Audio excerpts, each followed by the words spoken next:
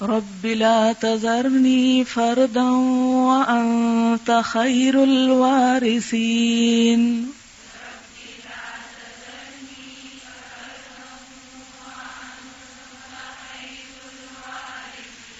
رب لا تذرني فردا وأنت خير الوارثين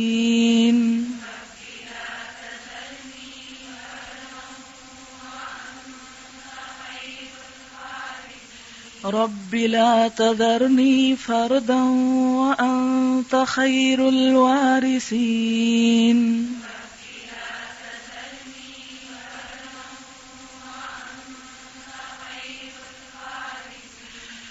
یہ دعا جو ہے نا میں ہر روز وظیفے کے طور پہ پڑھتی ہوں.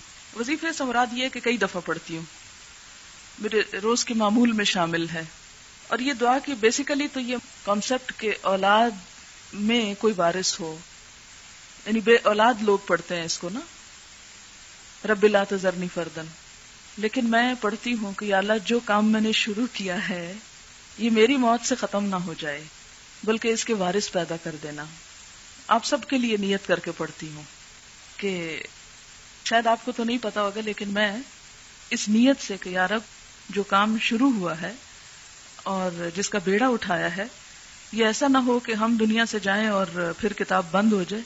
تو اللہ کی کتاب بند نہیں ہوگی انشاءاللہ, لیکن اس کام کو آگے لے کے چلنے والے چلتے چلے جائیں اور پھر ان کے آگے وارث اور ان کے اور ان کے اور ان کے, یہ رکے نہ یہ کام.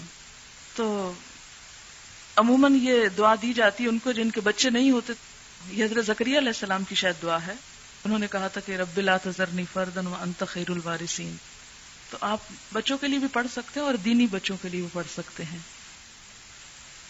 رب لا تذرنی فردا وانت خیر الوارثین.